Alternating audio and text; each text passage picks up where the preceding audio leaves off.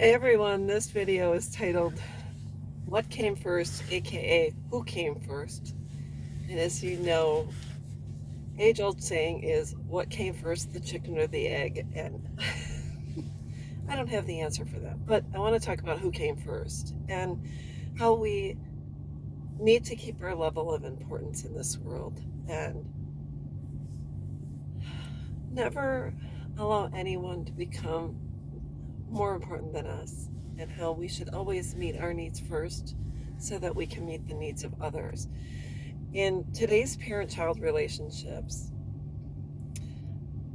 what I'm seeing is there sometimes is a shift where the parent allows the child to become more important. And I'm not saying that we shouldn't meet our child's needs, that we don't have to consider them when we're making life's decisions. But the shift that I'm seeing is when the child becomes the parent and the parent becomes the child, or the child feels that their needs have to be met prior to the parent's needs, and that their needs supersede anything that is important to us.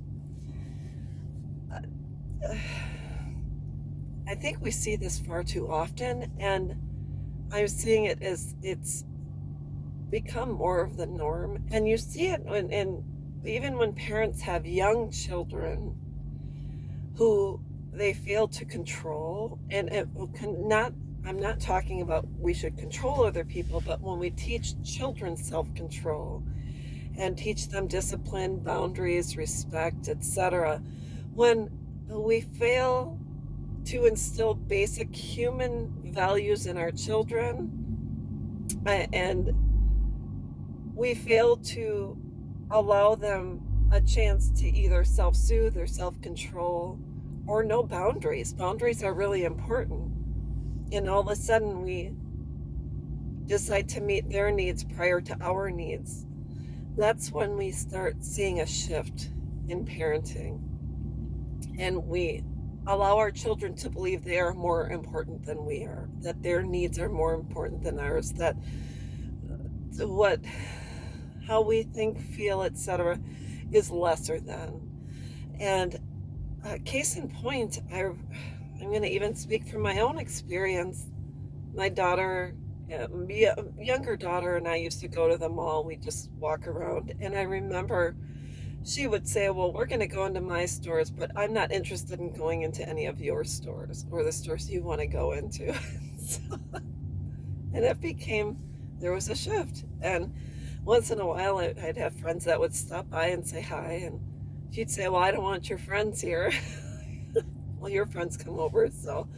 And that's what I'm talking about, is when a child believes they have the right to make the rules, or that your desires, needs, interests are not to be met, not important, not valued. I think a healthy family is where each person is respected. Their individual dreams, hopes, desires, etc., are respected and encouraged. And I'm not saying, because I used to crochet all the time, and let's just say that's what I like to do at home. And what if one of my daughters would have shown interest and I would have taught them, and maybe that was just not their thing. So they, moved on to something they were interested in and showed me their interest. So I would say, okay, let me see, and we'll try it together. Maybe it wasn't my thing, but at least we tried.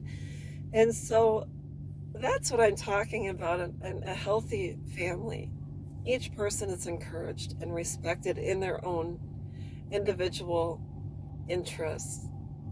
And each one should be encouraged to follow their dreams and their hopes and their desires. And as long as you're not hurting other people, I say go for it. So that's what I'm talking about, is we can't, us as parents, we came first and then we had our children. And I'm not saying they're not important, but we have to keep ourselves at the top of the food chain so we can feed them too. It all rolls downhill. So that's what I wanted to talk about. That's all I've got to say, and we'll talk with you soon. Bye-bye.